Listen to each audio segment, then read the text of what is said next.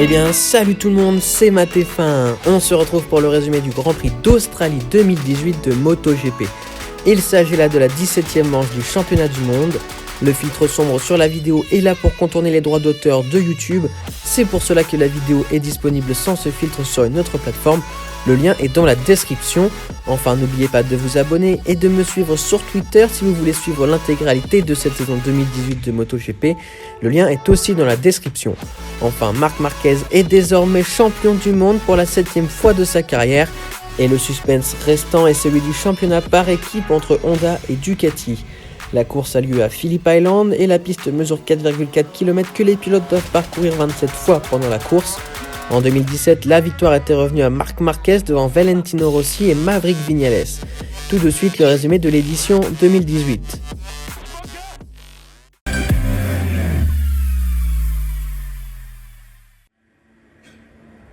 Les hostilités débutent avec l'habituel Q1 déterminant les deux pilotes repêchés pour la suite des qualifications. Et c'est Bautista qui se montre le plus rapide au cours de ses 15 premières minutes de roulage. Liber est accompagné en Q2 par son compatriote Pol Espargaro qui confirme la bonne forme des KTM à Phillip Island. Déception en revanche pour Dani Pedrosa, seulement 18e. Puis vient l'heure de la Q2 et de l'arrivée des premières gouttes de pluie.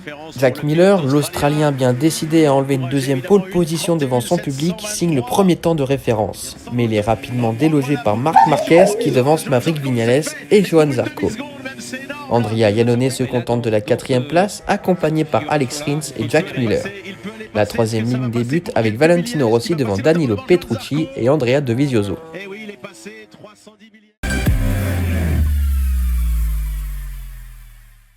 Qui part avec le numéro 29 de la deuxième ligne, il espère tout simplement gagner le Grand Prix. Va-t-il prendre un bon départ?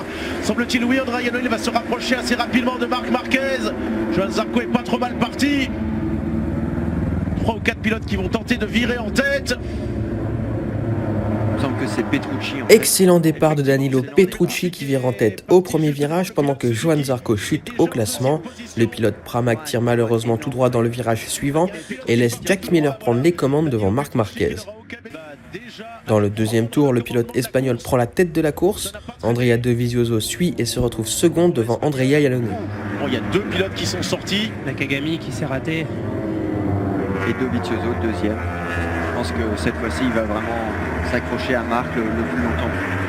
Dans le troisième tour, Andrea Iannone passe Andrea Dovizioso pour la deuxième place. Johann Zarco et Valentino Rossi se débarrassent de Jack Miller. Qui est à l'attaque, les places vont beaucoup changer dans ce groupe. Dans le quatrième tour, Andrea Dovizioso récupère sa deuxième place. Jack Miller repasse les Yamaha, puis Andrea Iannone pour la troisième place. Sa place, 17e sur la grille, 17e en course pour l'instant. Deux Ducati dans les 4 premiers à Phillip Island, c'est rare. Dans le sixième tour, le Français est surpris par Marc Marquez et chute. Il doit abandonner et Marc Marquez ralentit pour abandonner aussi. C'est vrai qu'il tombe pratiquement du coup. Dans le 7e tour, Maverick Viñales se retrouve deuxième en passant Andrea Iannone. Il passe ensuite Andrea Dovizioso pour la tête de la course, alors que Rossi limite derrière pour être deuxième. Effectivement, parce que les cartes sont totalement résolues et que la moto est vraiment compétitive partout. Alors est-ce que Dovizioso a caché son jeu et nous a un peu bluffé? Allez, l'attaque en tout cas. Il était rapide tout le week-end. Et là, il confirme en course dans le groupe de tête. L'attaque de Valentino Rossi pour prendre maintenant la 2 tours. Dans le 9e tour, Andrea Iannone passe à son tour Andrea Dovizioso, pendant que Maverick Viñales s'échappe en tête. Iannone s'impose avec la manière sur Dovizioso. Dans le 12e tour, Andrea Iannone passe Valentino Rossi pour la deuxième place. Pour cette équipe. Mais le tour suivant, le pilote Suzuki se rate et se retrouve 5e. Maverick Viñales a désormais 1 seconde 8 d'avance sur le reste. Dans le 15e tour, Alvaro Bautista et Andrea Dovizioso passent Valentino Rossi. Puis dans le 16e tour, c'est au tour d'Andrea Iannone de passer la Yamaha. Entre les deux pilotes, donc je pense pas. Allez, les pilotes Suzuki qui espèrent encore le derrière son... Dans le 17e tour, Andrea Dovizioso passe son nouveau coéquipier pour la deuxième place. Ouais, Puis dans le 18e tour, Andrea Iannone limite pour le podium. De façon virile sur Alvaro Bautista, il est passé. Viril mais correct comme on dit.